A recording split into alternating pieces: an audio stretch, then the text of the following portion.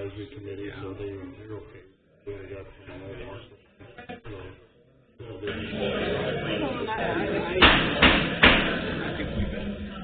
Good evening, ladies and gentlemen. Welcome to the Monday, June 17th West Fargo City Commission meeting. Please join me in a pledge of allegiance.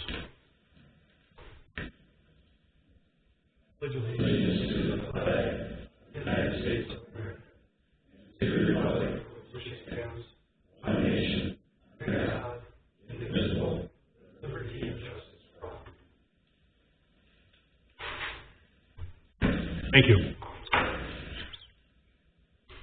Before we approve the order of the agenda, there's a couple of changes that are going to take place tonight in the agenda. Agenda item additions will be letter number R will be resolution approving the contract and contracts bond in sewer, water, storm, and street improvement district 1321. Item S will be the resolution approving contract and contracts bond in sewer, water, storm, and street improvements district 1323. And item T will be the resolution approving the contract and contracts bond in sewer, storm improvements district number 4063.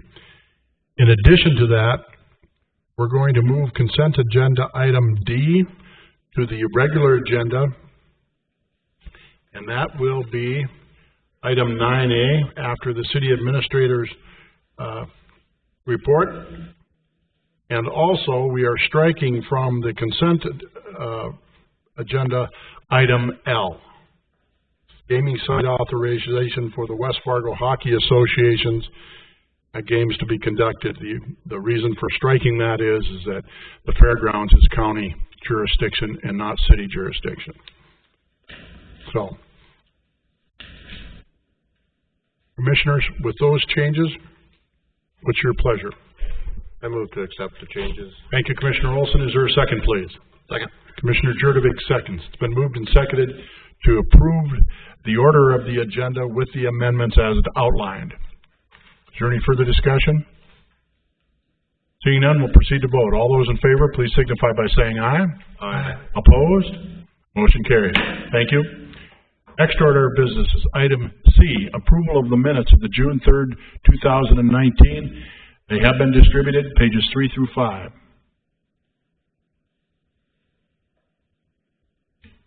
And make a motion to approve. Thank you, Commissioner Jurdovic. It's been moved to approve the minutes of June 3rd. Is there a second, please? Second.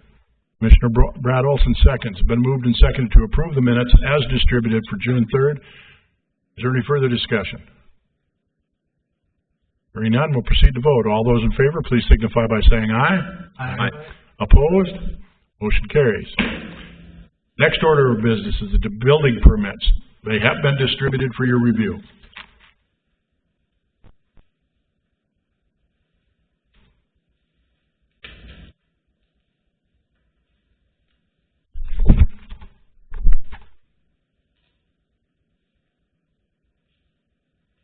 I move we approve.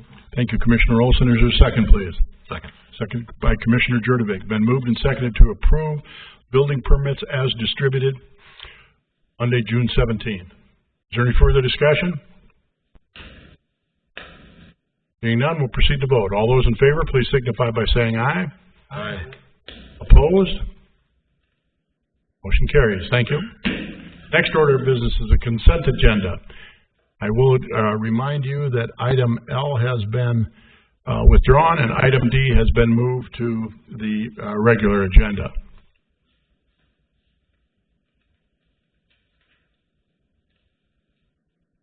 I would make a motion to approve. Thank you, Commissioner Jurdovic. Is there a second, please? Second. Commissioner Thorstead. It's been moved and seconded to approve the consent agenda with the amendments. Is there any further discussion? Hearing none, we'll proceed to vote. All those in favor, please signify by saying aye. Aye. Opposed? Motion carries.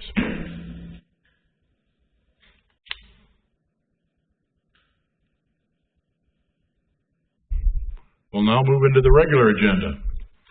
Item number 1 is an update on the Oppidan site. Mr. Tucci. Good evening. Thank you, Mr. Chairman, members of the Commission. Needless to say, 2 weeks ago when I left here, we had a very heated discussion on my drive back to Minneapolis with our contractor and fence contractor, and we relayed in no uncertain terms that we needed to be done no later than 5 o'clock today. I'm happy to report they were done Friday. Staff has been out to look at it, and all the touch-up work that we needed to do was also done. I walked the site before I showed up here. I just wanted to come up and thank everybody in person for your cooperation and patience through a rough construction season for us, but we are done. And I wanted to say thank you to this body and to staff for working with us through this, and we're looking forward to our next deal in your city. Thank you, sir. Are there any questions of Mr. Tusi? I just want, no, I'm sorry, Paul, not to you, but I do want to ask the staff, do they concur, like Justin and yes, Chris, do you guys concur, and Tim, that everything's adequate? And We have heads nodding all around the room, so we're in a positive place. Mr. Solberg, Mr. Scott, we're good? Yes, I'm with the engineering departments. Yeah, we're content as well. All right, thank you both, gentlemen. Mr. Tusi, thank you for joining us. Hope you didn't make the trip just to come and do this, but I will say I did, and we needed to, because you've been very patient with us, and it's the least we could do to show up in person and tell you thank you. thank you, sir. Have a good evening. I guess, Mark? Mayor, yeah, before you go, Excuse me, Mr. Tusi? before you go, I just want to make sure we're clear on, so are we eliminating all the back or the fines then? Because we discussed last time what we're gonna, was that in that motion? I don't recall. That was in the motion. All done, so we're okay. I'll be good. Hey, thank you. Thank you, sir. Safe travels. Next order of business is number 2 is the Code Enforcement Emergency Preparedness 2019 Spring Report. Pierre Freeman. Mr. Freeman. Thank you, President and Commissioners. I'm only here to answer any questions on the report. I filed it with you guys with the Commission agenda, and if you have any questions, I'm here to answer. I would reference it at its pages 46 through 54 on the package or on the website. Commissioners, anything for Mr. Freeman? Thought it was very well done. Great summary. Thank you, sir.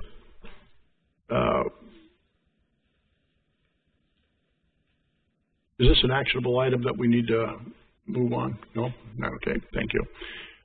Regular agenda, item number 3, the second reading of rezoning from A agricultural to C-OP, Commercial Office Park at 310 24th Avenue East. Mr. Solberg, pages 55 through 59. Thank you, Your Honor. It had been a while since this was last heard. April 1st was the public hearing, so I just wanted to make sure you have everything in your packet.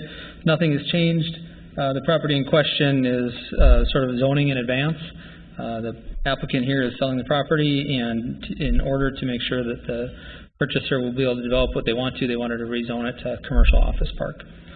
We've had no comments or concerns since the hearing, and are asking for second reading tonight. Planning and zoning approved? Yes, March 12th. Just wanted to note that to the public. Any questions of Mr. Solberg? It's your pleasure. Make motion, put it on second reading. Thank you, Commissioner. Thorstad has been moved to put on a second reading of the rezoning of agricultural to commercial office park at 310 24th Avenue East. Is there a second? Second. Commissioner Rudovic. Second. Been moved and seconded. Is there any further discussion? Proceed to vote. All those in favor, please signify by saying aye. Aye. Opposed? Motion carried. Thank you. Item number 4 on the regular agenda. Review the enterprise grant application for Thunder Coffee. Ms. Roth. Thank you, President, Commissioners. Excuse me quick while I get my PowerPoint up here.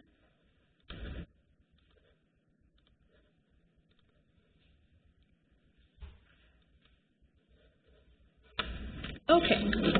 So tonight I'm bringing forth our first ever enterprise grant application. It is for Thunder Coffee. The space in consideration is the anchor tenant on Pioneer Place on the south end. It is a 1,750 square foot space. The estimated completion date, if approved tonight, is September of this year. They do plan on having around 5 to 8 part-time employees at the space, and their qualifying expenses are totaled at $183,057, so they are applying for the full grant amount of $75,000. One aspect of the application is how the business relates to our downtown redevelopment efforts. So we do not currently have a locally owned sit-down, full-service coffee shop currently downtown. Thunder Coffee does want to focus on making the space a very family-friendly destination for people to gather. They want to hold free events, focusing on building a healthy community, and they'll touch more specifically on that when they come up here. And they also want to partner and advocate for other small businesses in the area as well. They're very involved with events in the community already, and they do want to be a resource for us and our plaza as we continue to activate that. Their long-term plans also include a roasting and wholesale program as well. I took a few pieces of verbiage from our comprehensive plan, as that's also an aspect of the grant application. So promoting walkability and retail traffic, location where people could meet daily for special occasions, central gathering place for community, providing day-to-day services, a vibrant mix of uses centered on Sheyenne Street, and a strategy focusing on bringing millennials to downtown. So their vision really does align with our comprehensive plan for our downtown area. Just a quick summary of their business plan. They are a family-owned business with 3 owners, Skylar, Nicole, Dexter. They're all here tonight. They operate a mobile coffee service, and they have since 2017. You may have seen them in the area, and they will continue to operate that at local events as well. Their mission and vision is to impact people's lives in a positive way around the world through coffee, and they focus on their quality of product and their service they provide to their customers. They have already established loyal customer base, and they do already have brand recognition in the community as well. If approved, they would be the only sit-down coffee shop within a 1.5-mile radius. I have a few visuals for you here. This is just a concept of what the layout might look like at their space, as well as some design inspiration that the applicant submitted. And then I also just wanted to show these images to compare the before and after of the redevelopment of this block as well. So with that, the application does come with a recommendation of approval from both our financial subcommittee and the EDAC at our June meeting. And the applicants are here tonight, and they've prepared a short presentation for you guys, so I'll bring them up here.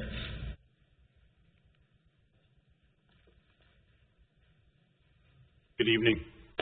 Would you, as you step to the podium, would you please state your name and address for the record? And address? All right. I'm Skylar Dutton, address of 1950 Burlington Drive in West Fargo. Hi, Nicole Steen Dutton, and my address is 1950 Burlington Drive, West Fargo. Dexter Dutton, and 15 1/2 8th Street South, Fargo. All right. So we have, good evening, first of all. And we have put together a little presentation for you because one of the things that we have kind of lived the last couple of years and really made instrumental in our business is that people matter.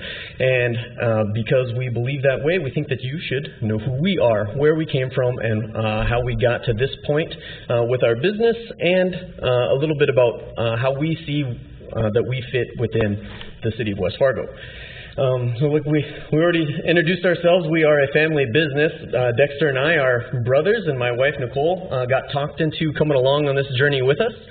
We all came to coffee through different means, different ways, but we have since found a passion for not only the coffee, but what coffee allows us to do to impact and reach the people of our communities.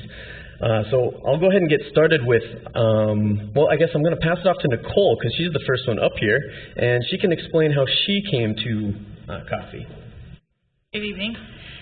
So coffee runs in my family. I have an aunt who owns a small coffee farm in Hawaii, and have grown up around coffee. I got to really enjoy coffee in college, and that was where my first roots started with the coffee industry. So then, that's me in what seems like a lifetime ago, and as a police officer here for the city of West Fargo. In 2009, I was hired by Arlen Rasmussen to serve the community here.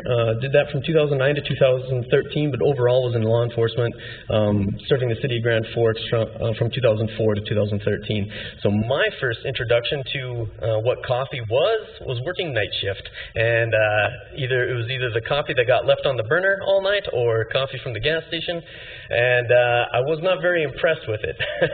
However, and I never really got involved in the community of what coffee can be, and that is something that has changed recently, or within the last few years, because my brother Dexter, which he'll get to in his part, kind of introduced me into the world of specialty coffee, and just how unique having a coffee shop and having that sense of community can be into impacting other people's lives and still being of service to others, but in a different way, different aspect.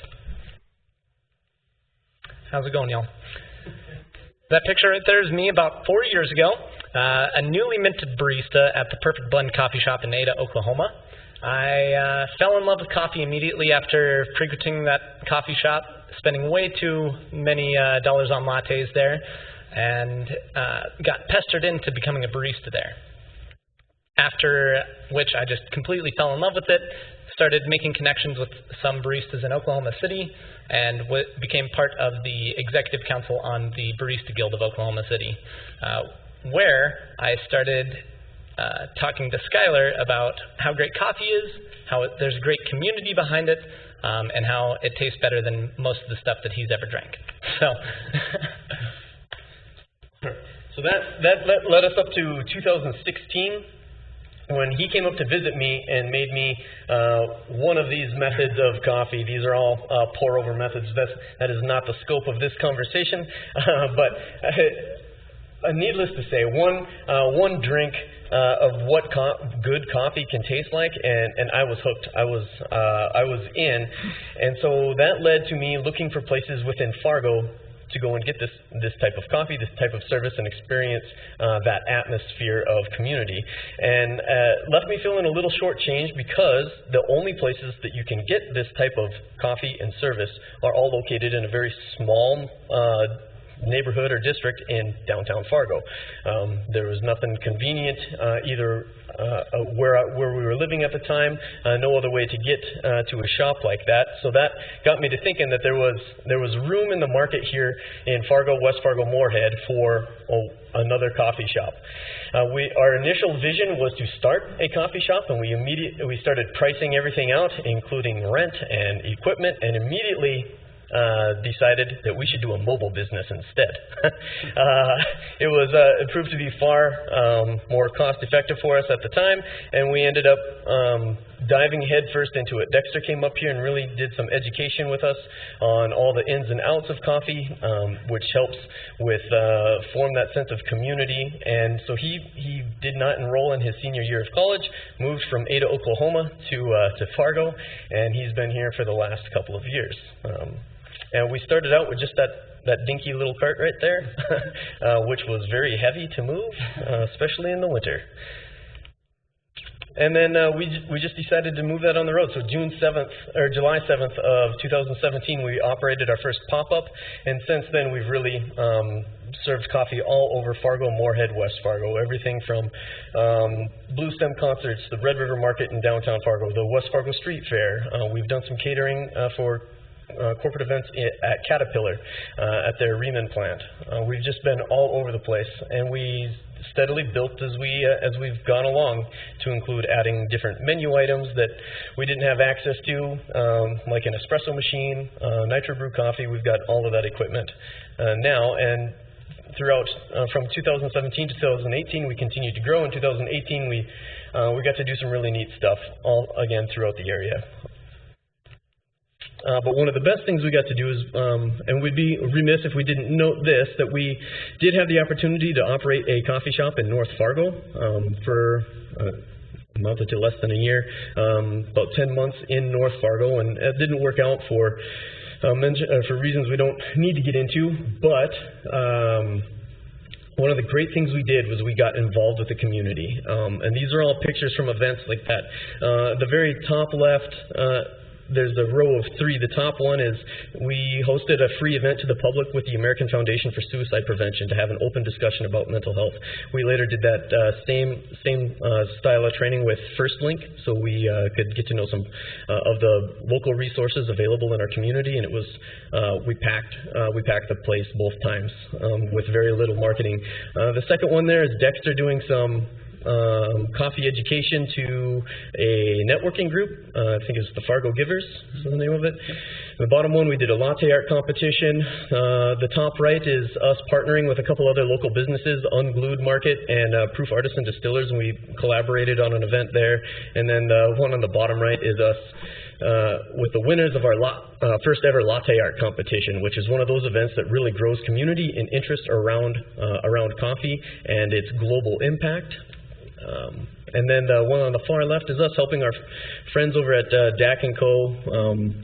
Helping their brand reach more people. We really believe that there's strength in numbers, and we love to promote other small businesses that have had a similar start to us. So then that kind of leads to the question is why West Fargo then? Why do we think that this is going to be a great spot for us to call home? Well, it quite literally is home for Nicole and I.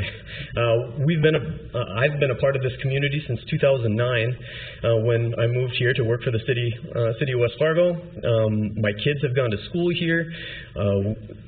We have been at Westside Elementary, Cheney Middle School, and I've got a son going into high school next year. So we are entrenched in the community here. What else? And we are excited and invigorated about what's going on in that downtown area, and we think that a coffee shop is going to be a great fit. You'd be hard pressed to find a downtown area or community that doesn't have a sit-down specialty coffee shop.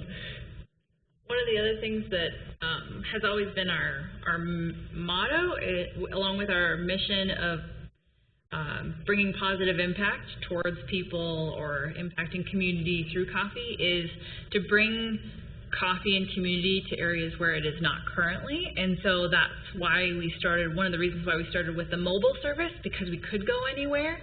And so we've been looking and scouting things out since we started, trying to find an area where great coffee and great community is really needed, and we'd love to be able to help continue to build that with the city as you guys have already started that plan within West Fargo, the downtown area. Good.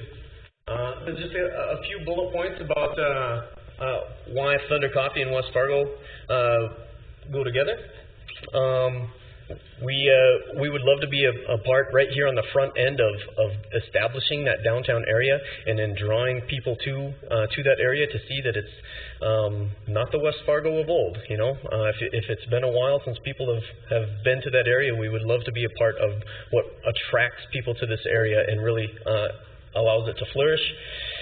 We will create a space for gathering and connection. What we already bring is a great reputation for service and quality. We find that wherever we go, people will seek us out. Doesn't matter where the event is, people come to us because they like the way that they feel after they leave having a conversation with us. We do our best to try to remember people's names, and we pair that with exceptional coffee and care in how we craft a drink. What else do we have there? Again, we want to partner with other small businesses, cross-promote, and help bring people to the city. And then we invest in the people of the community through our values and service, and then giving back through events. Those sorts of events, like the mental health things, those are all things that I'm passionate about and want to continue doing, and we will find other unique events like that, or the latte art competitions, to help generate an interest in coffee and grow the community and reasons for people to come downtown. That's all I had. Do you guys have anything else? Any questions of Thunder Coffee? All right. Thank you very much. Thank you. Thank you. All right. Well, with that, I'm available for questions as well as then. So.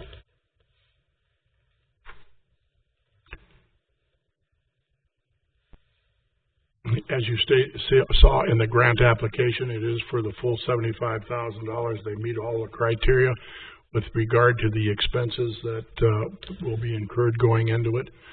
So, your pleasure, gentlemen. Move we approve. Thank you, Commissioner Olson. Is there a second? Second. Commissioner Jurdevig seconds. Been moved and seconded to approve the enterprise grant application for Thunder Coffee for the amount of $75,000. Is there any further discussion? Seeing none, we'll proceed to vote. All those in favor, please signify by saying aye. Aye. Opposed? Motion carries. Thank you, Kelly. Next order of business is review the grant, the enterprise grant request, and there's a request for a revision on that, and Ms. Roth and Mrs. Fisk are both here to talk to us about that. Ladies. Thank you. So the revision requested is redacting the statement that grant assistance is limited to 2 projects per year for each parcel. For every multi-tenant building. We found that instead of having this restriction written in the guidelines, it seems more appropriate to just take the application on a case-by-case basis, given that each application varies so much. The main goal of this incentive was to assist small businesses that might not be able to rent a downtown space on their own, and we feel it's really important to continue progressing our redevelopment and attracting retail businesses while we do have that momentum downtown. Each application still has to be approved by 3 groups, and that is the Financial Subcommittee, the EDAC, and then the Commission itself for final approval, which we feel is enough oversight to ensure funds are distributed properly. So with that, we'll take any questions you guys have for us.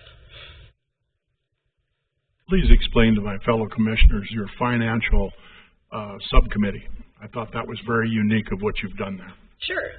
So we have on our EDAC board a variety of business leaders in the area, but we do have a plethora of bankers. So what we did was we took them as well as a school representative because he has great ideas moving forward, and we put them together before we bring it to the full board to really vet out all the financial statements given and ensure that it's financially viable for these businesses to take on a commitment such as renting a space downtown. So they go through it very extensively, and we discuss any concerns they have and take it back to the applicants before we bring it to the full group. Thank you, Ms. Roth. Any other questions? I have a question for Mrs. Fisk. There's 2 parts to this sentence that you want to change. First of all, limited to 2 projects per fiscal year. So the emphasis of are we trying to remove it because of the fiscal year or the 2 projects from, or is it a combination of both? And why? Why was this language inserted to begin with, and why are we asking to remove it? Okay, thank you for that question, President Dardis. What happened originally when this was created, it was like a brainchild of, I believe, Commissioner Jurdevig and Matt Marshall sat down and worked through it, and we weren't sure what to expect, so it was kind of one of those things where Matt was like, well, let's put 2 per year per building, and let's ask for $600,000 and let's see what happens. So then once that came through EDAC and got to you as a group, those numbers were in there, and I know some of the discussion at the time was this is a very fluid, brand new program, and there could be the possibility that we might want to tweak a couple things. What's happening is we've got a handful of very, very viable products that will create all those things that were listed in the comprehensive plan. Traffic, the social aspect for the millennials, they're all sales tax driven. Not all of those projects that have approached us are asking for funds, but they're very exciting groups. And so we thought if we have that barrier in there that says you can only have 2 per year and 2 per building, we might lose some very amazing commercial tenants, retail tenants that really want to come to downtown West Fargo. And it's a kickoff period. We understand we don't want to spend all the money in one place. We want it to be very, very well thought out, hence the 3 groups, 2 groups before it comes to you. But we also felt it was very important to not say, no, I'm sorry, you're number 3, if we get a really amazing project that's a perfect fit for the spaces. Thank you very much. Yeah. Any other questions for the ladies? Just a comment, and I have some reservations about changing it, but on the other hand, I guess I'd probably be willing to do it with the opportunity to review at some point. I want more than, to their credit, Epic's put a lot of commitment downtown, and they have the properties that are available at this point. So, quite frankly, the enterprise dollars are going to be going towards their projects, most likely. I just want to make it known that other buildings, other businesses can also get in on this, and we certainly want to encourage everybody to look at other opportunities as well. And I know when Matt presented this is one of the key things he had. He's hoping it would spur some existing older structures to maybe put some money into their buildings and encourage some commercial development there as well. So I'm willing to go with it, but I think it's something we have to evaluate. And I'm sure we vet them very well, and we've got some very smart people reviewing them, and they're probably good projects. But I'm just being forthright. I don't want the public to think that we as a city are supplementing these new buildings, because that's the openings right now, and that's where the money's going to go to. I appreciate your comments, Commissioner Thorstad, and that is another comment that it makes perfect sense. What's going to happen is we're going to start, and it's going to be the new buildings, but we are hoping that some people that have some creative ideas for their existing buildings will come up and say, we really want to put this in there. And this will just, increase the momentum, and hopefully we'll just get a lot of really creative projects. I'm really excited about it, actually. Thank you. And I will also just quickly say I've gone around to the downtown area and tried to make sure that all of the owners are aware of this opportunity, and I'll continue to do so that they do know, it is something that they can pursue as well. Is it on our website? That's a great question. I don't know, but I will check, and if it's not, we'll get it on there. Thank you very much. Follow up on that, please. Commissioner Simmons? Thank you, Mayor. The other comment I want to make is that, because people tell me all that, this is not funds that come from our general fund. This is economic development funds that came from a vote of the people that said, hey, we want to spend some money on economic development. So there's a big difference between taking money and giving from our general fund and this fund. I think we have to remind our citizens, this is what you guys wanted when you voted on it. That's a good point, Commissioner Simmons, and that's one of the items that's vetted right away is this going to generate retail activity? Is it going to generate sales tax? And that in turn replenishes the funds back into our 2 sales tax funds, the capital improvements, which we can use for city projects and whatever, and our economic development sales tax. So we're hoping that this just keeps creating that activity. Thank you. And that's why we did it. But honestly, that's what it's all about. So thank you. And I'd also point out that there are some safeguards with regard that they have to be there for the full five-year commitment and the like. So the agreement, the grant application in itself is protecting the city also. Kelly, this is the only such program in the state, right? Yes, it's very unique, and we've gotten a lot of positive feedback on it. So kudos to you guys and Matt Marshall for coming up with this, because we've gotten some great comments on it. And for review, how many dollars do we have in that fund currently available? And we just ordered $75,000. Yeah, we just dispersed 75, so we'll have $525,000 after this, because we did disperse the 600,000. There's a cap of $600,000 on this program. Is that correct? Oh, yes. And we'd also like to make sure the public knows, I guess, that we do need certified invoices from all applicants, so there will have to be proof that they did spend that full amount, and then we will fund them the $75,000. So they have to have that before they get. Yes, so there's plenty of opportunities for others. Just get the word out that others step up. Yeah, and it's very new, so we'll continue to make sure the community knows it's an opportunity for them. Additional questions?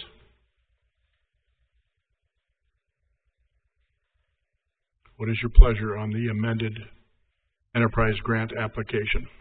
I would make a motion to adopt the change. Thank you, Commissioner Jurdevig. Is there a second, please? Second. Commissioner Olson seconds. It's been moved and seconded to approve by removing the sentence with regard to the number of grants per building and per year. Is there any further discussion? Hearing none, we'll proceed to vote. All those in favor, please signify by saying aye. Aye. Aye. Opposed? Motion carries. Thank you. Item number 6, discussion of the property at 4812 Cheyenne Street.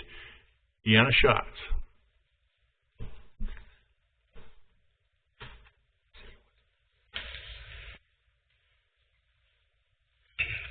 Mr. Mayor, Commissioners, my name is Jim Bullis. I'm an attorney here in Fargo. I'm here with my client and friend, Deanna Schatz. She owns property adjacent to Sheyenne Street here in West Fargo and is in the process of demolishing an existing residential structure, rebuilding a new residential structure.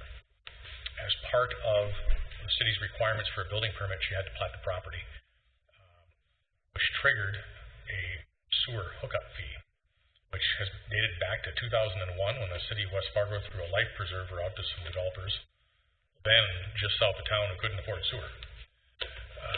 At the time that sewer hookup fee sort of arose, the city was gracious enough to let the developers involved pay for that sewer hookup in chunks when the property was platted, not all at once. Otherwise, the cost would have been extraordinary. Fast forward about 18 years, and here we are. The sewer hookup fee is still being used to offset the cost, the city's cost, which is real and which is significant of providing sewer to its residents, especially south of the interstate. But we're kind of leaving the realm of large acre development. This isn't the Eagle Run and Hayden and Lohberg and Rusted sections anymore.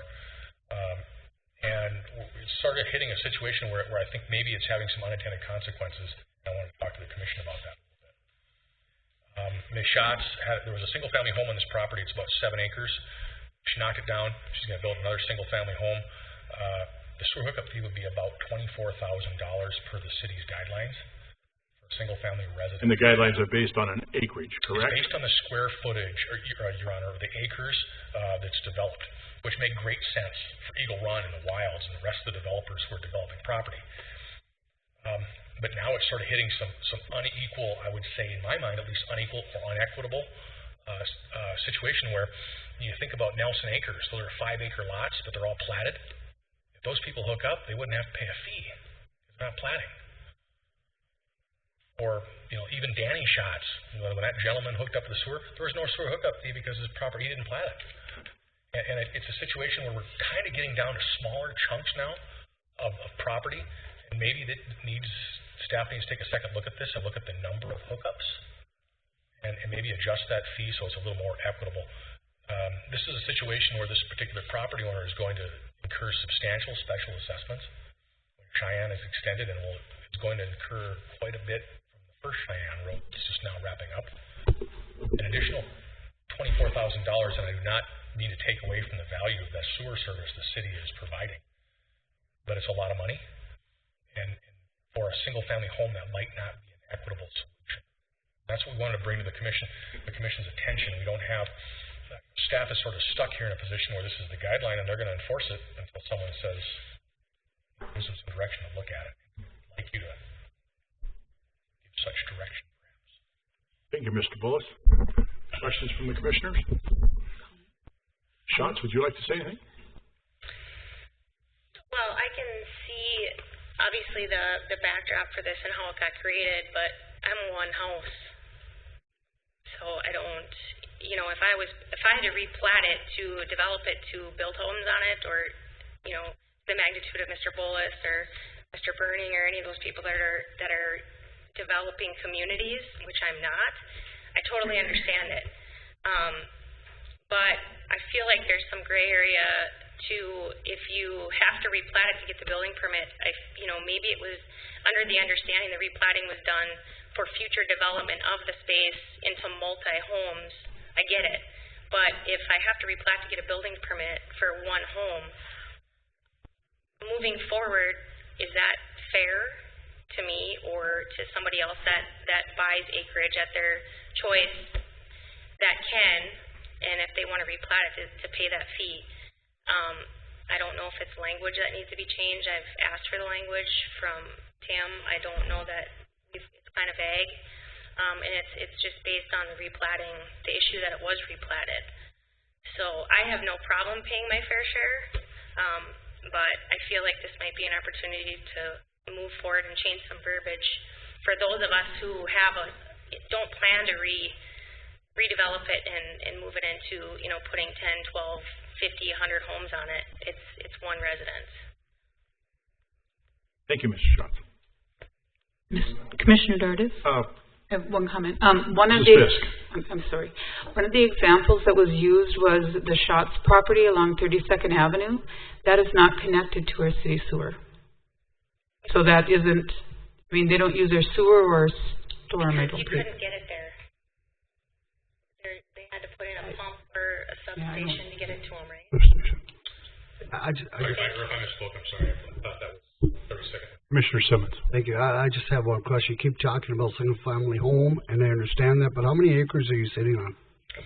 7 acres. So I understand you're saying you have a single-family home on there, but you still have 7 acres of property. So yeah, you know what I'm saying? I mean, you have a lot of property out there that, I see this as you're going here now, Jim, but I see you also going when assessments come. It appears to me as if you want to go down that road as well. That you don't want that you're probably going to protest assessments out too when they come along for Sheyenne Street, all 3 phases. Well, that to me, you have the property. I realize you have one home, but you have a lot of acreage out there, and some of this goes by that as well. Well, the people to the east of me, if they're going to hook up to sewer when the road comes through, they're not going to pay that fee because they don't have to replat, and they have 3 and 4 acre lots. So the verbiage is it by the acreage or is it by the fact that it needs to get replatted? That's why you're getting the fee. That's my question. I understand. If that makes sense. Okay. I guess, Commissioner Simmons, I guess I wasn't trying to, bootstrap this to a special assessment argument. All I was saying is that, look, it's one sewer hookup. It's not, an apartment building if we do 200. And it made great sense when we started this, when Mike, it saved our bacon out in Eagle Run. We didn't have the money to pay for it all at once, so we couldn't do it. So the city was gracious enough to let the developers kind of chunk away at it, which was great. We set a fee that kind of, every year we agreed on that fee going up. I just look at this, having a situation where, sure Deanne, Ms. Schatz is going to have is going to pay because she has to replat. But maybe Nelson Acres, these 5 acre lots, which are 5 acres, they under your current guideline, they wouldn't pay anything. Or any of the McMahons, the Jim Martin's first developments, if they hook up, it's the platting that's the trigger here. Okay. That made great sense for Green Acres type developments. But I think we're starting to shrink down to smaller parcels of property where maybe it needs to be examined. That's all. And from an area-wide standpoint, storm sewer, all those things that go by area, I think are completely justifiable the way that the city spreads them. This is just one sewer, and they're still going to get their area-wide stuff in other ways. From one sewer hookup, it gets tough. Thank you, Mr. Bullis. Anyone else? A question for John, or Dustin, or whomever, but can you give a little background as to the fee they're referring to, and have we had any other situations similar to theirs where people have had to pay such a fee when they've had to plat, and they've alluded to Nelson Acres and others. Were those platted before this agreement was ever written, or at some point in history have they paid something? Sorry about that. Yes, Commissioner Thorstead.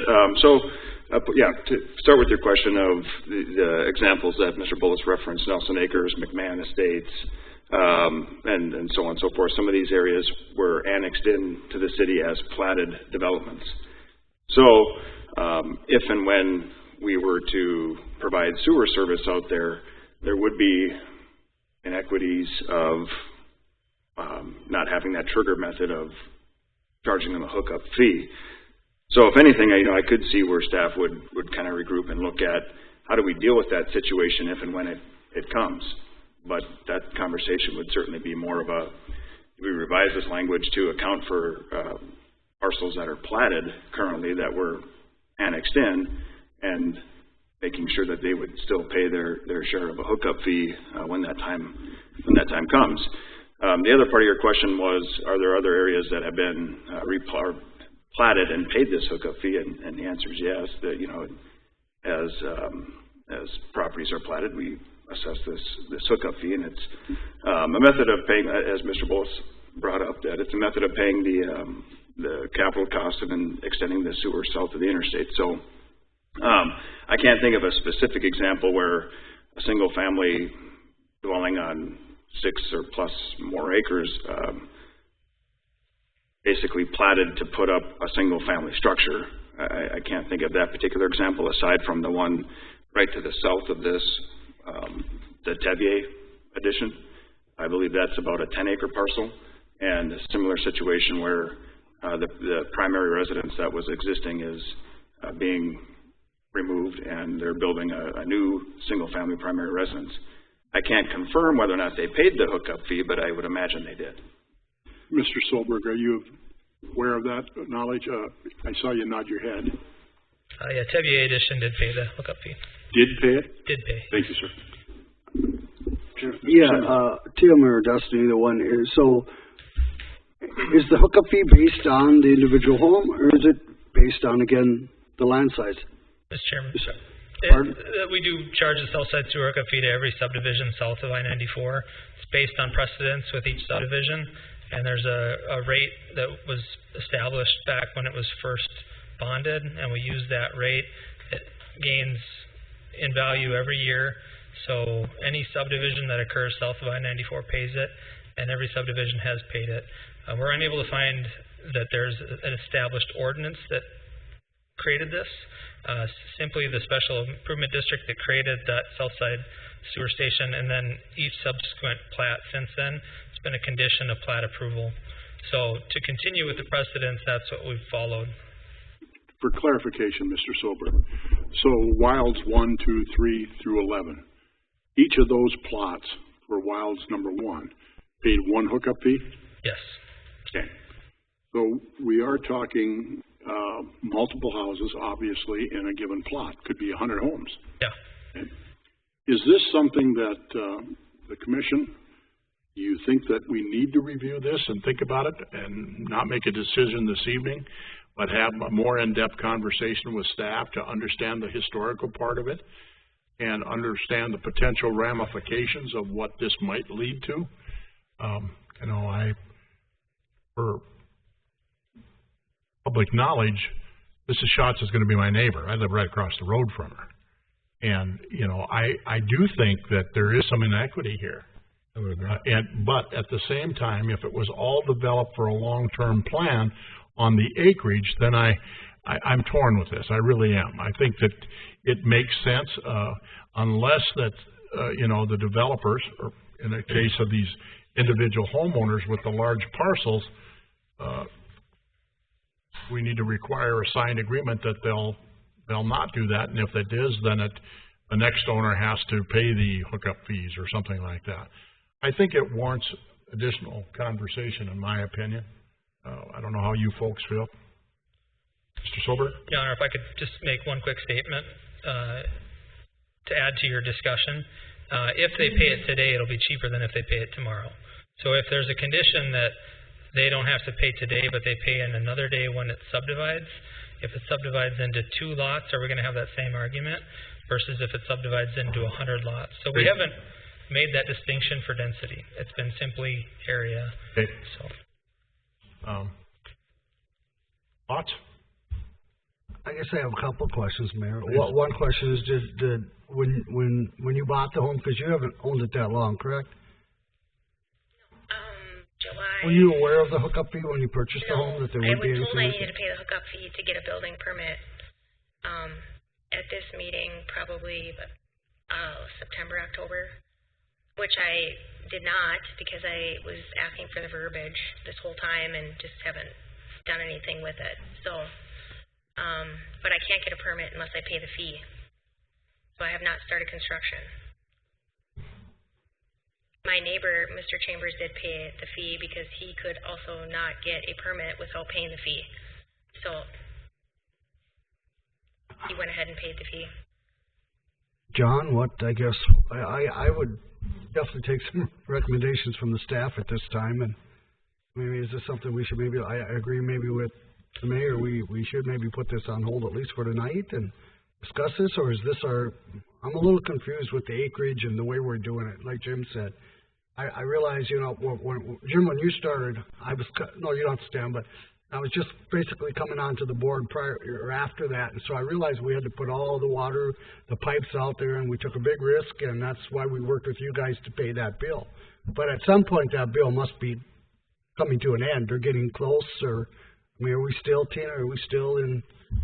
Well, perhaps I can offer a little bit of guidance. When that was first established, that was the capital costs that were associated with bringing sewer across I-94 because that was very significant. What we have done over time is we have allowed each improvement district and each plat to pay a portion of that, and that is for the investment of the capital cost. It is very standard within the infrastructure community to pay for sewer through a square footage. The idea being you have so much area on your property, that is how much sewer that property can generate, and there's a lot of engineering studies that will back that up, whether you put multiple homes out there or whether you put an apartment building, it's still, you're buying area, it has the potential for future development. It's certainly something that we could, take a closer look at. I would suggest a couple of things with a large lot like this. Maybe there's development restrictions that would permanently restrict the ability to develop it. That would be an encumbrance against the title and devalue the property. The other thing that I'm a little bit concerned about hearing this discussion is there's probably over $100,000 of assessments pending upon the property, and we're stuck on $24,000 payment. It might be maybe the property isn't conducive to a single family home. Maybe it should be platted. That's a policy discussion. That's what I brought up earlier, Mayor, with you, Jim. That concerns me as well, because those assessments are coming. You know that. You don't want to pay those either. You don't have to answer tonight. I get that, but they are coming, and you're going to get them. So I worry about us start monkeying with stuff right now, messing with this at all, and then all of a sudden we're down another road. What are we going to do? In respect to what Mr. Bullis said, it's not the $24,000. It's the way it's generated. That amount is triggered when you replat. So the people that you're hooking up across the road, like you, they don't have that fee. So it's not necessarily the $24,000 it's costing. It's the way that the verbiage is. In order to get a permit, I have to replat. In order to hook up to the sewer, it's a condition that it's replatted and you have to pay this fee. When the people across the road don't have to replat and they're going to hook up to the sewer for no fee, that's the issue. Not the $24,000. I'm fully aware that the specials are coming. I live in a property now that there's a lot of specials. It's just the way it is.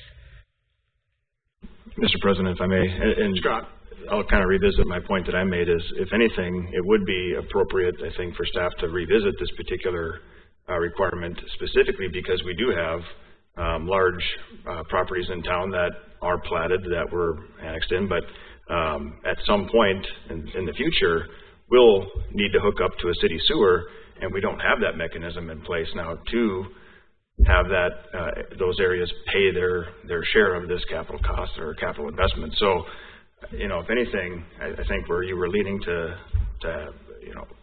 whether it's table this specific one or not, I think it would be very appropriate to ask staff to revisit this, especially for future impacts. Okay, thank you. Thank you, Mr. Scott. If nothing else is said, I would make the motion that we probably table this item tonight and have the staff revisit that and bring it back to us. Obviously, you need this permit, so it has to be rather, I guess, I don't know, what do you suggest for a timetable so we don't just leave it off? Mr. Bullis, please step to the microphone. If I could, Your Honor, my client would like a permit because she'd like to keep West Fargo a city on the grow, but she would escrow the money the city until we get either you don't change the process or you do make a change in order to get our permit. Restate that, please. I didn't follow you. Sorry about that. Is that my client will be willing to escrow the money with the city to be used. If you don't change the fee, then the city just takes it. If you change the fee, then we square it up and she gets her permit and off she goes. Mr. Shockley, any comment? I would be okay with that. As we have a standard escrow agreement, we can ship that out to Mr. Bullis. You agree with that? You're the client. Yeah, that's fine. Yes. I'm just making sure. Mr. Bullis. We have a motion on the table. Is there a second, please? Second. Commissioner Olson seconds. Been moved and seconded to table this item for further discussion with staff for recommendations. And I would like to make sure that I would suggest Mr. Solberg, Mrs. Fisk, and or Mr. Larson from a financial standpoint, and Mr. Scott, and of course legal counsel, Mr. Shockley, be involved in that. Is there any further discussion? All those in favor signify by saying aye. Aye. Opposed? Motion carries. Thank you. Thank you, Mr. Schatz. Thank you, Mr. Bullis. Next order of business is item number 7, the Sheyenne 32 update. Mr. Todd Burning.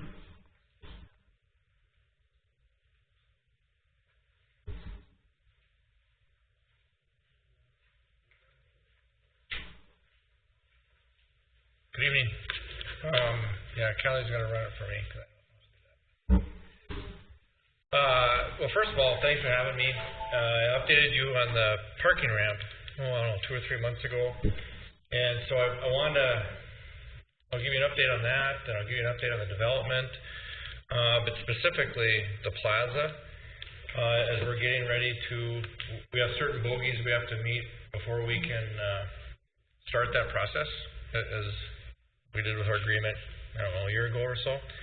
So I'm just going to go through that, and then if we have any questions, comments, does that work okay? It's fine. Okay, all right. We'll first start with the renderings. What you see is getting very reality of what's being built. The building to your right is the one that's 3 stories out of the ground right now. That's what we refer to as the east building. You can see in the background the stage cover of the lights. The foreground, you can see some of these towers. I'll explain something about those in a little bit. And in the far background, you can see the 4-story parking ramp that we're sharing with Eagle Ridge Development as well. And I'll talk some more specifics about that in a little bit. So that's a view looking north. View looking north, absolutely. And we're looking across the plaza, and I'll talk about some more specific features here as we go through it. Just scroll. You gotta be kidding me. Oh, Kelly. I don't know how to do this. Oh. It's my computer, I don't know. You just grab it? Okay. So anyway, here's another view of, don't go very far. That'll just be a waste of time. Sorry, please don't go very far. This is just a close-up. Let me see if I can do this. If I can do it, I'll rock. Oh, yeah. Okay. Just a close-up of what you're just looking at. Give it, the letters here, that's 4 feet. Just gives you kind of a dimension of what we're doing. This is standing on the stage looking to the south. So to your left is a building that's coming out of the ground. Straight south is, the name isn't the Bell Bank building, but it's the south building that we've dug the hole. And that's a 6-story structure. The one on the left is a 5-story structure. But it gives you a feel of just how high and the size of the roof over the top of the stage. It's 60 feet wide. Can't remember if it's 30 or 40 feet deep, but it's significant, and it goes by some standards in the industry. This is looking along, again, to the north, right along the building. You can see these dark lines here are troughs. They're 1.5 feet deep. They handle water, they handle power, they handle data. And they're well thought out, and I'll show you some layouts of how they work together to accomplish some different setups for the community. This is just a visual of the corner standing at Sheyenne 32. 32nd Avenue, and to the left is the Bell Building. You can kind of see the road wrapping around it. It's a one-way road leading off to the north, and then it'll come up to a road between our development and Jim's development, and just showing some signage on the corner and things like that. Give you a perspective. Here's more of a front-end view of the Bell Building. You can see the connectivity. Everything is connected on the second floor, an internal walkway. So you walk along here on the second floor, you go into a skyway that'll take you over to the east building.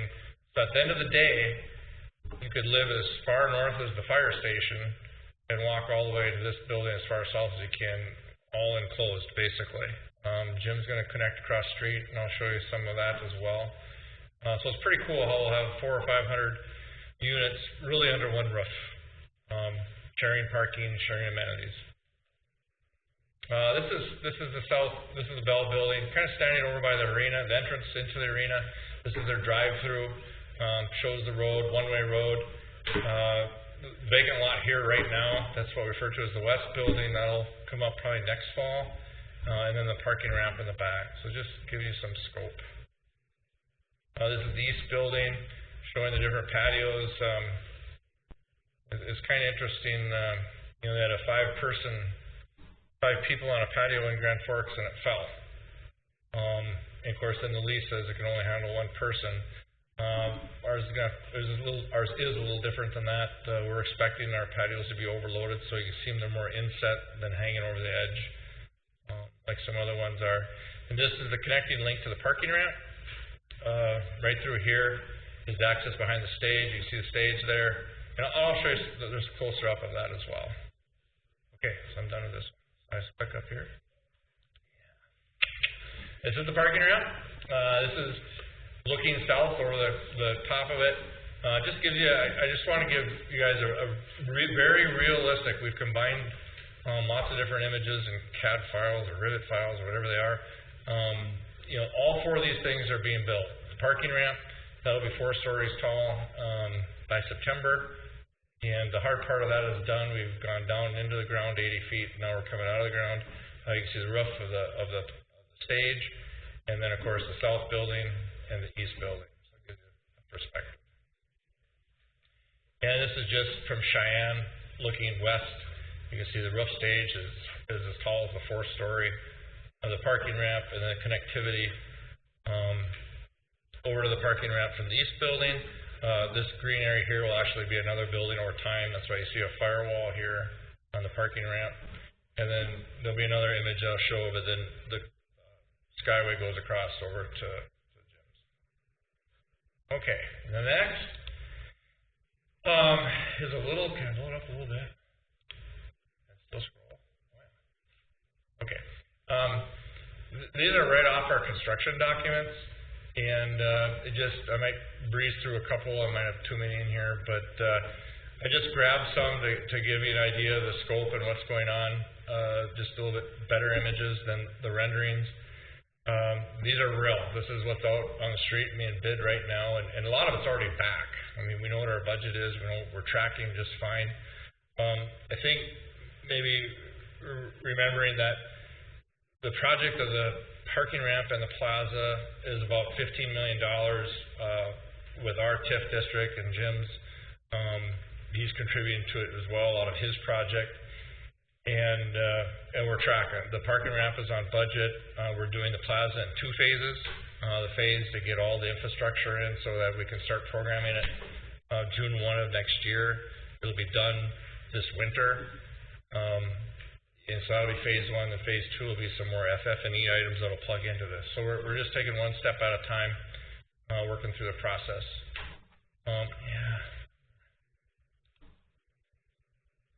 This is a site layout. The round areas are turf, and it's permanent turf. It doesn't come up or come down. It fits in with the ice. It fits in with basketball sport courts. It fits in with concerts and chairs. It fits in with booths. And I'll show you some more of that. But it gives you a perspective. This is the west building here. Over here would be the arena. Obviously, Jim is up to the north. Where the drive-through is for the bank, how it wraps around. Again, this is the building coming out, it's patio area. These crisscrosses are the troughs I talked about, and they connect to the towers. The towers are loaded with infrastructure that come off either the building or the public service and scope of the stage. So yeah, it's 60 by 40. Just some grid work we did just to make sure that we have the right spacing for. You can see the hockey rink rolling around here. It's an NHL sized rink. The perimeter, the boards, where they would go. So it's been 2 years in the making, and thinking about how we can keep it as versatile as possible is really important. That's just a stage one. That's going to blow by. This is stepping out a little bit more. It shows the link over to Jim. Here's the north building that'll happen someday, and this is a smaller building in the west. But more importantly, I wanted to show you, the connectivity. Where you come in, you wrap around and out, the connectivity of your underpass, and how that works, and you'll see some images of that as well. And that's, dang near done and really starting to look like something. This piece of the road is in, this piece will come next to it. So in August, obviously the east building will be going, the south building will be up to 6 stories, the parking ramp will be pushing up to 4. Jim will be starting his stuff. It's really a coordinated effort, and we're not crossing our fingers to hope it works. We're working side by side with the city. We're working side by side with Jim, making sure that we're sharing space. Even school districts are part of it, using their parking lots during the day, and using the north end and letting their customers for the summer use the south. There's a lot of coordinating going on, and it really just takes everybody communicating. And we don't always get to hear what we want to hear or say what we want to say, but at the end, we're all pulling in the same direction, so I think that's really important. Just another one. This gives an idea of the scope of the stage. And you'll start to see the lights, and these are similar lights to what's downtown, except they're a whole other story higher. They're at the 3rd floor grade. You can see the parking ramp going up to 3 stories and where these lights are. And we have to do that because we have hockey, we have basketball, we have other things that could go on, and actually study the concert lighting and things like that. Booths. So there's some different things going on here, and I'll show you some more about that. But there's a lot of consideration. We're not just dangling lights to have dangled lights out there. They serve a purpose for infrastructure as well. There'll be a backdrop, permanent backdrop to the stage, so it's blocking over the parking ramp. And that'll be signage and video and things like that. These are our light towers, camera towers, and also infrastructure. They have lots of power, lots of data, how they can be used for different events, from different sporting events to concerts. They play a significant role in day-to-day things. They really do. I'll show you some more of that here. This is just the scope, again, black and white. I think I've shown you this before. It's very similar to the color one, but it also brings in how your underpass plugs into it. And that palette of colors and materials were tied in with our buildings, and Jim is doing the same thing down to his building. So the normal person, and not that we're abnormal as developers, but people that don't deal with this day to day, it's going to look like a really consistent look and feel, and it'll all have its own identity, but it'll also tie in together. I think that's really important. Then a couple stage setups. These are seats, so it'll be about 3,000 capacity, just depending on how we do some patios and things like that. How the hockey rink will look, and really, it's more public ice. Yep, we can have a hockey game, we can do an exhibition game, we can do different things like that, but it's more about public ice, and we're actually programming in the east building oversized bathrooms that can be used for locker rooms, changing skates, rubber mats and stuff, and it'll be tied into a coffee shop. So it all works real well in the winter, and that's underway. All the infrastructure will be driven out of the east building because that's the first building that comes online. That was actually a change in our scope. This is standing on the 5th floor looking out. You can see the seating and how it lays out. Here's another one. These are all 8 by 10 and 10 by 10 booths. So these are rows of booths just like you'd see cruise night or street fair or whatever, and these troughs go down the middle of these, and they're all programmed into, so there won't be cords all over the place. The fire department folks, safety people will love that. That's really part of the thought process. And then how does that fit with basketball and hockey? Here, you can see the basketball going east and west, and those are really sport courts. So they can be used for basketball, they can be used for volleyball, all kinds of recreational activities, and how they go right over the top. And then a shot of the hockey rink and the magnitude of that.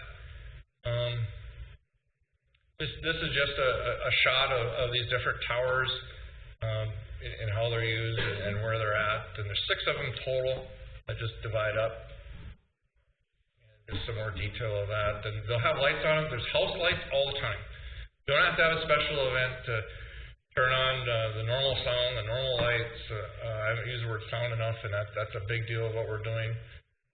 Sound, lights, infrastructure, and stuff. This thing will be able to run with a flip of a couple switches, and then it'll also be able to bring in bigger things and accommodate that professionally.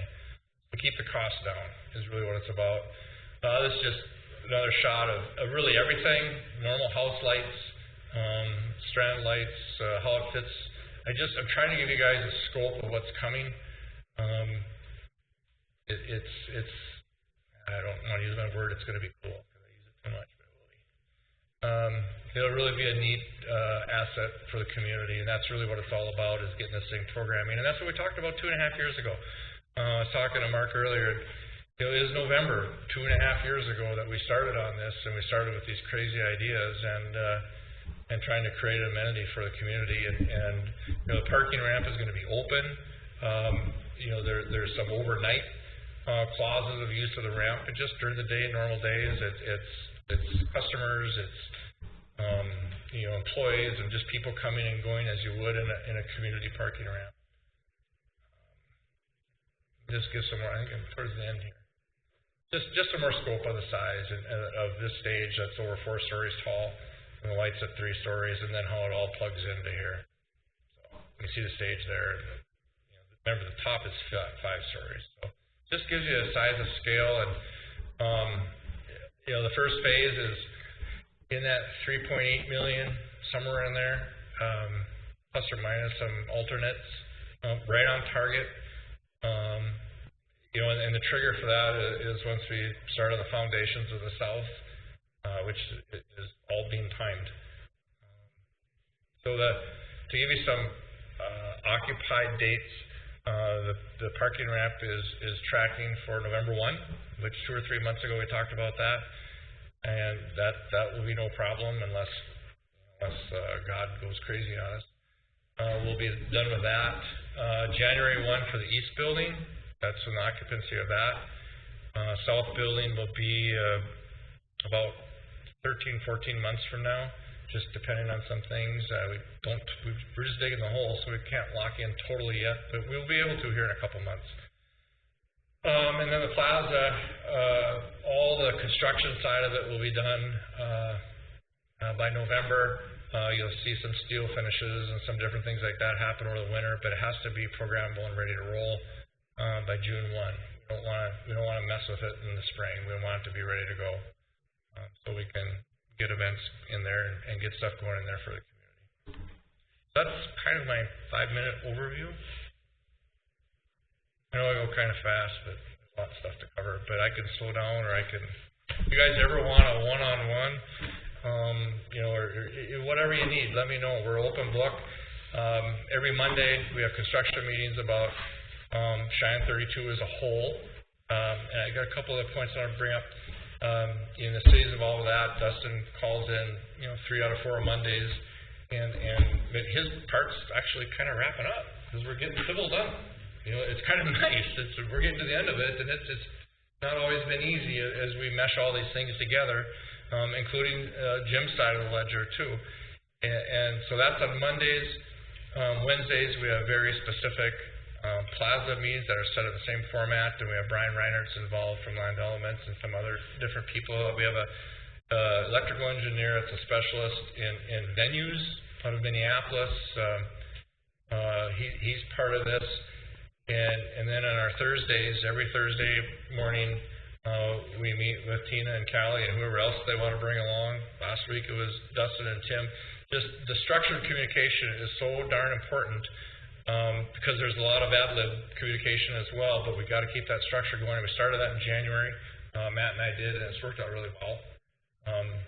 And then on top of that, the other footnote is the communication between Jim's team and our team. You know, fobs that are going to make it so anybody can go wherever they want. You know, talking about parking, talking about finishes, talking about, you know, plantings, different things like that, and marketing together, telling our story. I always say we got to get past that brick wall so we get into Fargo, so Fargo people know what we're up to. Those two teams, I think, meet every Wednesday. Jim and I started it. We said, there you go, crew, and they're still doing it. And I think that's really important. This project's going to be well over $160 million when it's done. It's huge. And that's not counting the rink and you know, the school districts and everything, but it's a big chore to get it done, and it's a lot of fun, but it takes a lot of coordinating, and the city's a big part of that, obviously. Questions? Thank you, Mr. Birding. Questions? Mr. Timeline Orsted. on Jim's project. Pardon me? What's the timeline on Jim's I do not speak for him. He's very capable. Commissioners, we expect to be in the ground sometime in August. We just bought precast today, so hopefully we'll get our building permit approved. And we expect to be putting, you know, ours is a podium structure, so we're not going into the ground, but our first floor is parking. And it's a big concrete deck of about 60,000 feet, and we go up with a big horseshoe, a box type of apartment. And it's 4 stories above, and we expect to be setting walls all winter long. And we bring the trades down spring, hopefully open sometime fall 2020. Assuming we don't have a winter like last winter, we should be able to hit that schedule. Gentlemen, any other questions of these two? Will the tenants be well aware of the noise from the concerts? Yeah, absolutely. Or any event. I mean, and you know, it's not going to be like a concert hall. Will there be, you know, things going on there? Absolutely. But our tenants are going to be very well aware of, just like if we lease spaces downtown on Broadway, it's going to be noisy. And you know, there's, and I'll tag millennials are going to love it. It's going to be active, and they can do things. And you saw some of those views. People are going to like that. And maybe after 2 or 3 years, they're not going to somewhere else. I can't stand it anymore. You guys have said millennials 5 times tonight between Thunder Coffee, Callie, and yourself. I agree. And you're starting to feel this, you know, this guy feel unwanted. No, it's just like some of our stuff downtown that you get all ages, but you're right. That's target market. It's target market for hiring very seriously. You look at the bigger employers. We're dealing with a couple right now, and they are hiring millennials, and you know, it's part of a recruiting tool for the community as well. No question about that. Had a nice conversation via email last week with Mr. Gertz with regarding to downtown. We have our first cruise night on Thursday night, and I see that you're making progress. Please continue to encourage Mr. Gertz to get that, his subcontractors to get that done. Please. Absolutely. Please. We've made a lot of headway over the last week, and we got an update today. I think the concrete's going to be done and actually rolling into some landscaping and things. So, hey, we had a little glitch there from a civil side that we had to work through, and I think we're there. I think so. Yeah. We appreciate that effort. Yeah, absolutely, and keep communicating. Anything else from Mr. Burning? I just want to say, Todd, thank you. You've done a great job. And please come back again and give us these updates, because they really, you know, I know you get it every day, so you get hyped up, peppered, you know, every day. We don't. So it makes us feel better, too, as you come and show us this stuff, and so we can remember that goal. Yeah, and I'll probably be back more often, and we're going to start combining images and things with Jim's stuff and presenting it as a whole. You know, his name is going to be a derivative off the lights, and it's really promoting, and you know, as Eric, you and I talked about, labeling areas, you know, and creating areas. But I understand completely. Thank you. Have a good evening. Yep. Next order of business is item number 8, construction updates. Mr. Scott. Thank you, Commission President Dardis and members of the Commission. I'll try to be brief here. As we all found out over the weekend, we have some good news in the construction world. 40th Avenue and Sheyenne Street intersection has opened up. Of course, not fully. And I'm hoping everyone saw the press release that Melissa sent out on Friday. I know Chris was out there on Saturday morning and sent some text messages out too, but so I won't get into the details. I just kind of wanted to show some pictures of of what it's looked like, some aerial photos. So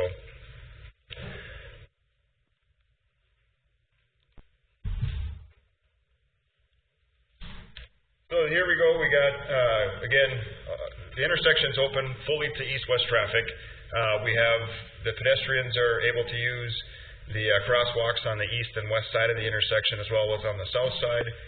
Pretty much everything's open except for going north, which of course is now the remainder of the focus this year is going to be on this segment, getting everything complete then up to 32nd Avenue. But really, it's looking great out there. The traffic signal's functioning. So just again, wanted to provide a quick visual if you haven't been down there. And of course, it's always good to see things from a bird's eye. With that, though, I do come with the unfortunate thing here is we're still waiting on the 32nd Avenue intersection. The current schedule at this point is they're saying the week of the 24th, so that puts us into next week. Again, at this point, they're trying to finish up the median work on 32nd Avenue itself, so it's looking like they're making progress. We're, pending some abnormal weather situations, I'm pretty confident they will be opening that intersection up next week. Beyond that, I guess I will turn it over to the Commission for any questions specifically on construction. What's the approximate timeline of the shift from the interstate to the bridge? When's that going to transpire? Well, at this fall? Yeah. So there was the DOT engineer and myself provided an interview last week on site, and if I recall his words, I believe he said September, October is the goal there. I would put it a little more conservatively, plan on October-ish. So. Thank you. How about the shift from south, the newly constructed southbound lane on Sheyenne Street over the new bridge? When will that be? We're on the old Sheyenne Street right now, the asphalt part, going across the old bridge. When are we going to shift over so they can remove that portion of the old road and go from there? Absolutely. So I believe that's scheduled within the next 3 weeks or so. It's a good reminder for me to bring up when I give these updates. The city's website tries to stay current with information, so that's one resource. So I'd want to double check my own answer there, as well as there's a specific site that was created by Flint Resources Group to monitor all the construction in this area, which we've got a couple contracts on Sheyenne Street and of course Fargo's 52nd Avenue. But Southwest Metro Projects or SouthwestMetroWorkZones.com. So I'll caution that answer with let me go back and confirm that, which the general public has access to that information as well. Commissioners, any other questions, Mr. Scott? Thank you, sir. Next order of business is item number 9, City Administrator's Report. Mrs. Fisk.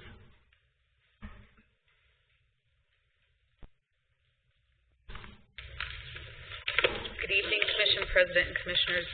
I just want to be sure we moved an agenda item down off consent, and it was the second reading of an ordinance. Right after you. Okay, right after me. Okay, I just double checking. Okay, I'm just going to go through a list of some of the events that we have coming up, and then take any questions that you all have. First of all, we're going to have our first supervisor training session starting tomorrow morning. It will go all day tomorrow and half of Wednesday. We've split it up into 2 sections. One will be in June and one will be in July. And we're really excited. We worked very closely with the agency that's doing our training, and I think it's going to be really dynamic. I think that I feel that all the supervisors are really going to enjoy it. There's going to be a lot to learn, but a little bit of fun at the same time. And so I'm pretty excited to see how that goes, and we'll learn more from that, and I'll bring that back to you and let you know how it's going. Let me see. Starting June 19th, which is Wednesday, at 801 22nd Avenue West, they will start the Blitz build. They'll have the kickoff event starting at 6 p.m. And then I wanted to remind you that June 22nd from 5 to 7, they will have a Blitz block party, which sounds kind of cool. There will be food, I believe, and refreshments there. June 29th at 9 a.m. will be the home dedications. So that should be pretty exciting to watch those all go up all at once and be ready to go. June 27th, from 4 to 7, is the Convention and Visitors Bureau North of Normal Mixer at the FM Visitor Center. If any of you are interested in going and not signed up, please let Courtney know and she will get you signed up. It's free of charge. I think they just want to have a head count kind of thing for food. Let me see. The Economic Development position closes this Friday, so then we will round up everything and we'll keep you posted on where we're at with that. And lastly, I have June 27th, Thursday from 11:30 to 1 are the brown bag lunch discussions, and the conversations will be specific to off-premise signage as it relates to Sheyenne 32 and implications that could for the city with that. We are asking any and all commissioners that are available and interested to attend the public meeting, but we're requesting that no action be taken at the meeting. Expected attendance will be from interested industry experts, representatives of Sheyenne 32, and staff from legal, planning, and economic development. So for those of you that have that reminder on your calendars, or if you need another reminder, just let me know. And lastly, but I suppose most importantly, I just want to let you know that Jim and I have been working together with department heads, going through all the different parts of the budget, and I'm sure you all saw Courtney sent out a poll because we want to meet with each one of you and review the budget. We want to have those reviews all wrapped up, and the intention is to present the first draft review of the budget at the July 1st meeting. So if you have any questions? Just one. Thorstead. Do we have on schedule yet a time when we're going to take down our practice house over on First Avenue by the fire station? Got a lot of holes in it. Looks like I should send code enforcement there. I will check with Dan. It'll go down now? Oh, okay. All right, because I drove by it last week and it was still there, and I went on vacation. So, okay, good. Yeah, it didn't look very nice. Thank you. Well, you get stuff done fast. I try. I really do try.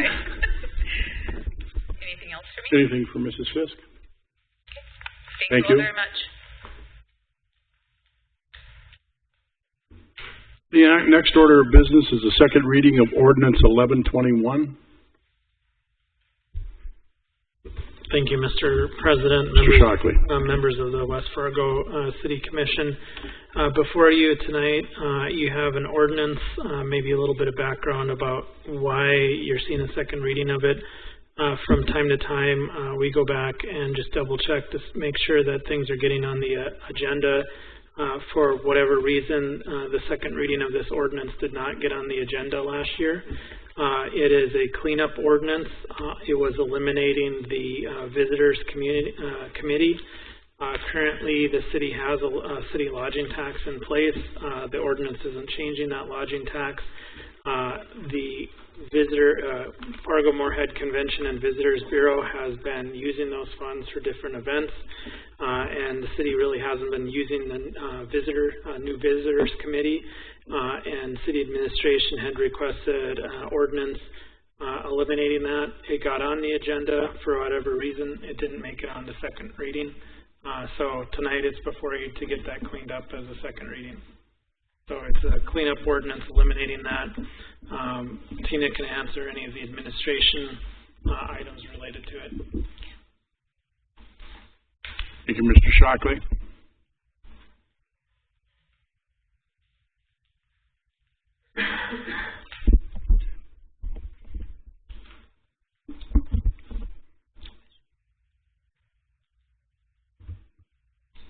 What is your pleasure?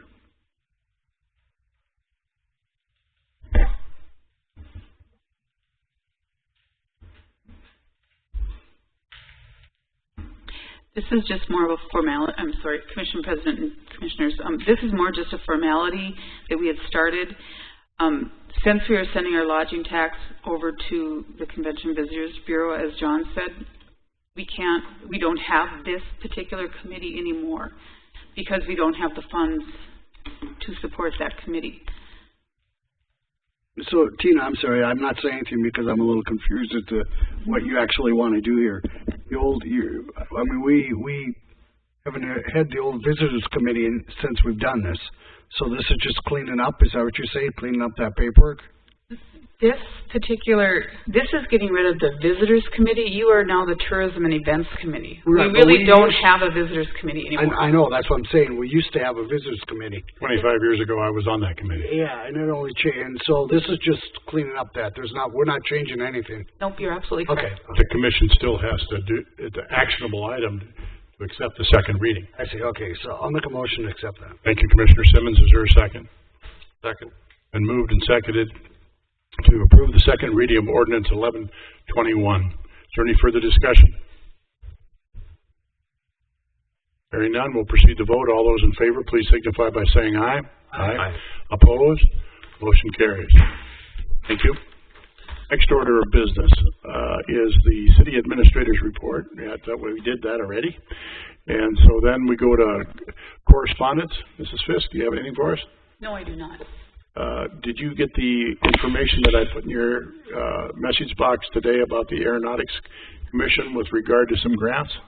I did get that. I have not had a chance to review it, but once I do, I will forward it to the airport It's good authority. news for our airport. We got a number of grants. They're going to do 50% on a new lawnmower. They're going to do 70% on with regard to the runway. It's good news. There's 3 items that we applied for grants, and we got either from 50% on up, and I got notification of that today. So, wonderful. Is there anything for the good of the ordinary from any of the commissioners? Anything for the good of the order by any of our staff? Mr. Simmons, move to adjourn. Your second. Second. Commissioner Olson, second. You're a tag team here. You guys are both doing it. We stand adjourned.